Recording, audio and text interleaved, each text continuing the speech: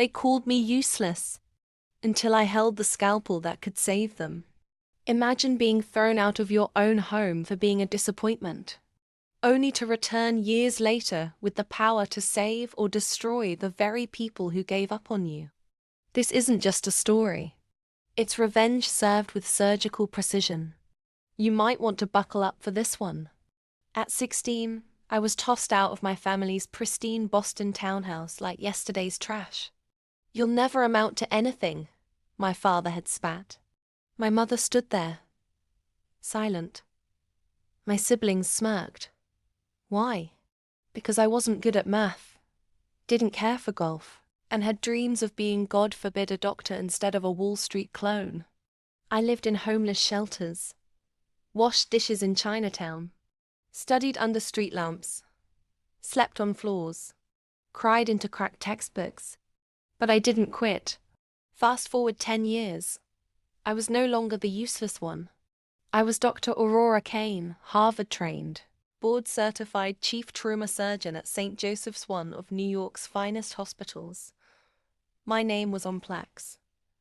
My hands saved lives daily. My heart?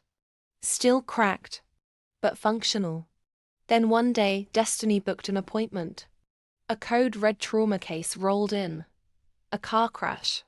Severe internal bleeding. The nurses read out the name. Victim: Gregory Kane. My father. I felt my blood go cold. In the waiting room, my mother, pale. My sister, sobbing.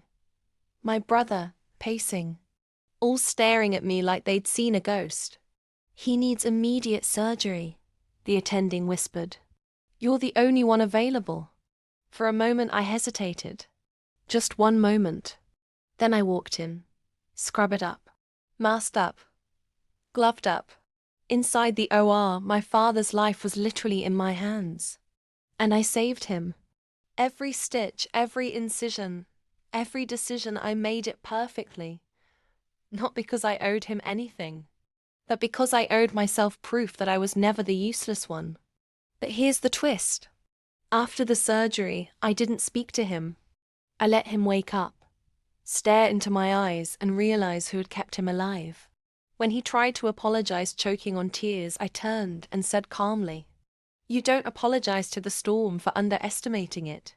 You rebuild after it's destroyed everything you thought you knew." Then I walked out. 3 weeks later, he showed up at my office with a lawyer. Turns out the crash was no accident. He was running from federal fraud charges. And guess who the FBI needed medical testimony from to prove he'd faked part of his injury to delay prosecution? Me. He begged, pleaded, offered millions. My silence for his freedom. And I told the truth. Every clinical detail. Because justice is just another kind of scalpel, and I know how to use one. If you love stories where the underdog doesn't just win but dominates, hit that subscribe button now. Because on this channel, karma comes with a twist. And trust me, you don't want to miss the next cut. Welcome to Cold Revenge, where every story cuts deep.